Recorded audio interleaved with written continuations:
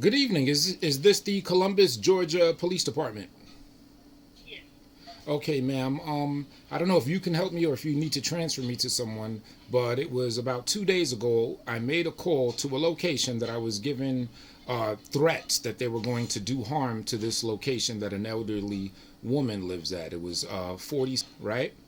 And I made it explicitly clear that I am not friends with the man that is currently under that roof. However, someone else was messing with that, his girlfriend. It's her and her mother that are the official residents of there. And someone was messing with her. So I was making calls to you guys so you could just go over there and give it a check, right? However, what ended up happening after that is the man ended up calling me. Now, he did not have my number and he made threats to me. He said, I'm going to find your address. And I'm not a chump. I'm not a person that takes things lightly. So, out of anger, I just started divulging what my address is to him. And then what he did, because I'm familiar with these people from YouTube and from social media, he then tags known gang members in my local area and posts my address so they can have it. And he's doing all this weird stuff. He's making threats. Now, this man himself is a rapist. He admitted to having been a rapist. He's been threatening to rape my wife for the past 3 or 4 years. Now, I have a problem because he said to me on the phone that the police are the ones that gave him my number. I'm not here to press charges on him at this time. I'm not here to even talk about the gang members that he tagged in the thing. My problem currently right now is with whatever police officer foolishly gave this sexual deviant rapist my number so he could then call me and make threats and then take my address and post it so other people could. Because let me tell you something, I will rip that man's or anyone's head off, and then the police are going to have to come clean some shit up when it could have been prevented had the police not did that dumbass thing they did by giving this rapist my phone number. So sorry for getting a little loud. I'm calling because I need the information of whomever that officer is that gave him my information for my own personal records. Now, you can ask me anything. I'll give you, tell you anything you need to know. I know I said a lot. And thank you. Okay, so for 40 calls that was placed for that address. It was approximately 2 nights ago, approximately 2 evenings ago. Actually, maybe around this time, somewhere between, I don't know, 8:30 p.m. and 11:30 p.m. I'm not exactly sure. I know it was the evening time. So did you call on the 8th Did I or the 7th? did I call on the? All right, today's the 10th. That would be the 8th that I made the call. Yes.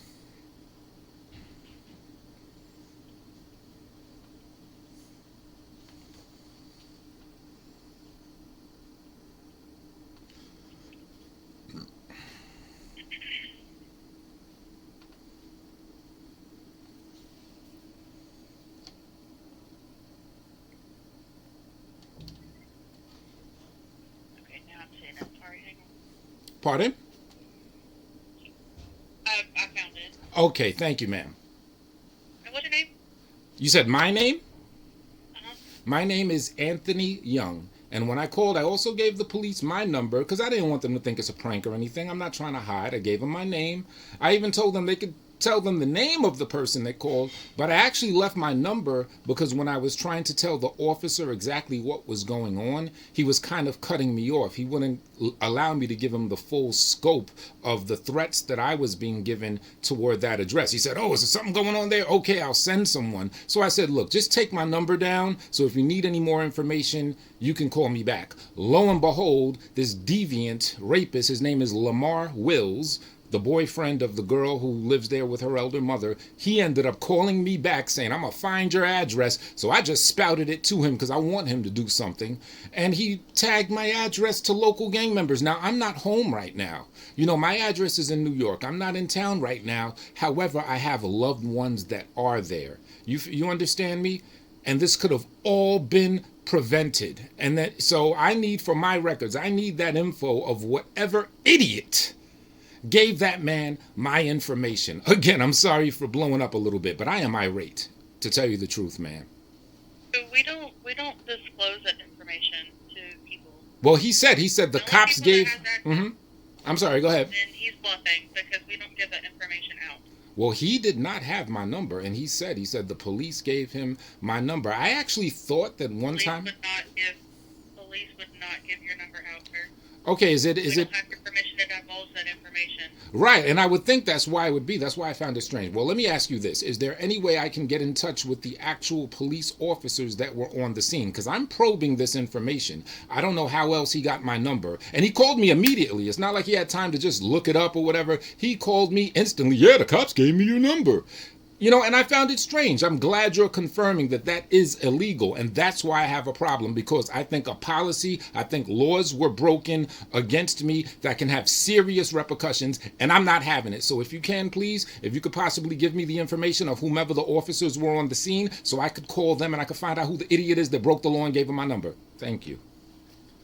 So those officers actually aren't on duty. You would have to call back tomorrow after 8 p.m. to speak with them. Tomorrow after 8. Excellent. Now, and I appreciate you so much. Thank you. And pardon me if I was a little, heated. Now, I have another question, right? You heard how I mentioned that this gentleman, well, he's not a gentleman, how this man is a rapist. He's admitted rape and stuff like that on camera. Now, he's living with this woman and their poor elderly mother. I don't think the elderly mother is familiar with the depravity of this man. It's way worse stuff than rape. There's stuff related to that family. He's a danger to that household, but the mother doesn't know. Now, of course, I'm not friends with this guy. I'm not going to call that woman's mother, as people have put out her number and her name and everything. I know her name and everything, but I'm not calling her. But I do believe she needs to hear the audio of the depravity of this man admitting to rape. So my question is, what is the best channel to make certain that the mother, the elder of that household, hears the truth about this man and hear him with his own words and his own mouth admit to rape? And I'm sorry for using such crass language, but this is a serious matter. So what would be the best way to make sure that she's familiar with the scumbag under her roof?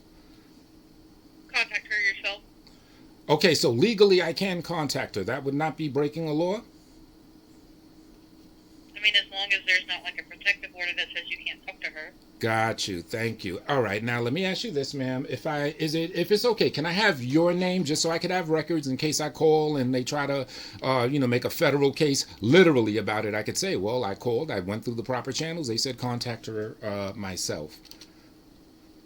Operator 8. Mm-hmm. That's everything? Operator 8? Yes, sir. Okay. All right. Operator 8 at the Columbus, Georgia police. I'll say, yeah, she gave me the cosign. Everything is good with that. Ma'am, I do appreciate you so very much. Thank you for taking the time and listening. Not a problem, Mr. Anthony. You have a good rest of your evening. You as well, ma'am. Have a great one. Bye-bye. Thank you.